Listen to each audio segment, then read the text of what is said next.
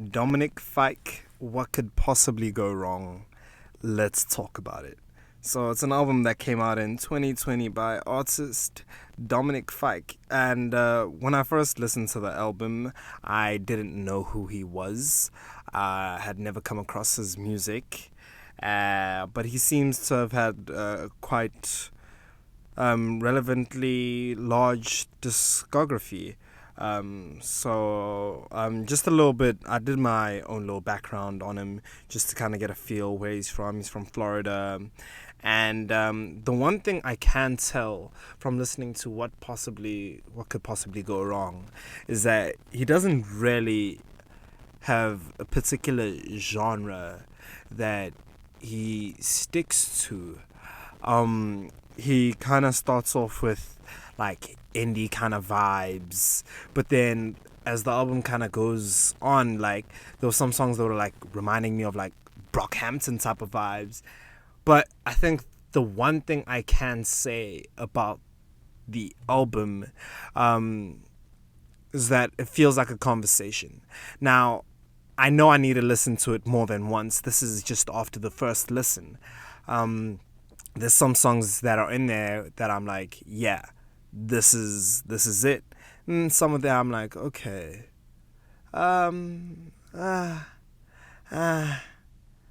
Yeah, all right. I'd say the album is definitely just off the bat, first listen. You can play it in the background and there might be some songs that catch your ear, and then there'll be some that you just kind of continue what you were doing and then forget that you're listening to music and you're like, oh snap, I'm listening to music. But when you actually pay attention to the artistry within the album, he does have a conversation with the audience, and it kind of flows like through each song, and you can hear the flow where he goes from indie electric drumming, like going dark, and it kind of reminds me of like Billie Eilish type of vibe, if that makes sense. So when I think of Billie Eilish and I look at Billie Eilish, she kind of goes into like pop, R&B, indie, soft type of rock, and she kind of merges genres and sways between the intersection of the different genres. And I feel here that Dominic Fike kind of does the same thing with the music within this album, especially, is that he flows in and out of genre. And I could tell that his music has a very specific niche. He has an audience in which he's trying to attract. His music's not for everybody. It's for those. If I was to give it an adjective, a feeling that I kind of got, it's essentially the quiet kid in class who kind of has his own thing going in. He's not like completely quiet. He interacts with people within the class, within the school, but for the most part, he just does his own thing. But he doesn't really give a shit about what people have to say about him and what people think about him. But for the most part, he kind of coasts just underneath the line. He doesn't bring too much attention to himself, but he does what he does. He still gets girls, he still goes to parties, but he doesn't go often, you know? And if that imagery that I just painted was an album, it would be this album. What could possibly go wrong? Now, there are some songs that I felt like were a publicity stunt, like Cancel Me. I don't particularly see what he was trying to do with Cancel Me. So essentially, he kind of goes on about how he's done taken so many L's that at this point he doesn't really care, if that makes sense. And it's provoking to social norms. So like if I'm assuming when people start to catch wind of his music, that song might be one in particular that would have to have a conversation over. But for the most part, I think that the production of the album is quite well done. The musical elements, like there are very great nuances with like the genre bits that I was talking about, is that it kind of flows like first song off the bat. I was like, okay, I'm listening to indie rock. This is what I'm listening to. This is the album that okay, and but then it's just kind of like switch up, and you can hear it in the musical elements, and he switches up his vibe, but it's very much conversational. It's what it is. It's a conversational album.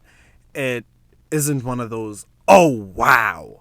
It isn't an oh wow. It is most definitely okay, I feel like I am in the car with my homeboy, and we're literally just chatting it up. And that's what it is. It's a conversation that's pretty cool. Like, you know, sometimes when you have those conversations with your boys, like you bat an eye at him, you're just like, just because we boys, I'ma let that slide. I'ma let that slide. But it's like, I don't think you should say that around everybody. I don't think you should say that around everybody. But it's honest. The lyricism is very honest. It's not poetry. It's not. But what is poetry? So I guess there's that as well. Honestly, he's just talking his talk. And my honest review of it, so if I was to give it a rating, let's choose 3 criteria. We're going to choose lyricism, music production, overall feel, and aesthetic. Okay, so lyricism, I give it a 6 out of 10. Mainly based on the fact that it's like, okay, I hear what you're trying to say, but what are you trying to get at? Like, I hear what you're saying, but you need there needs to be a little bit of a punch behind it. I think what was missing for me was the emotional integrity. It definitely felt like someone who was already over it kind of talking. Was just kind of like, well, when you're already over it and you're hearing someone talk about something that's already done for them, it's just kind of like there's no oomph in it. It's just like, okay. It's like if I was to talk about my high school sporting career, it's just like, oh yeah, okay, yeah, I did this and I did that. Yeah. I'm not making it interesting for anybody. So lyricism, when you listen to the words, I'm like, okay, I hear you. The conversation is there. I think maybe from a different perspective, someone else might be saying something different, right? But for me, he wasn't speaking to me, and that I understand because he has his audience, he has his niche. There's a group of people in which he is talking to, and that relates to it. And then to music production, I thought the production of the album was absolutely fantastic. I thought that it was quite well made, well mastered. The music elements were just great. So the music production of it, I'd rate it a solid 8 out of 10. 8 out of 10, definitely. Overall feel, I'd say that with the overall feel, it was very like white noise type of music. And I'd have to listen to it again. It is one of those I have to listen to again albums. Yeah. So overall feel, I don't feel like I was affected emotionally. I wasn't moved emotionally. My life didn't seemingly change. Nothing particularly spoke to me. You know what I'm saying? Like, I was being spoken to, not being spoken with, if that makes sense. So, and then aesthetic. So, with the overall feel, I can't really give it a rating because this is just my own personal opinion. Um, but then with aesthetic of the album, just apart from overall feel, I think that it has a great aesthetic to it, and I think that what he was going for was achieved. So for that goal, I'll definitely give it 7 out of 10. Yeah, I'll definitely say each their own when it comes to this album. However you feel when you listen to it is however you feel to it. I could only ever share my 2 cents about it. And so, yeah, that's been me on What Could Possibly Go Wrong by Dominic Fike.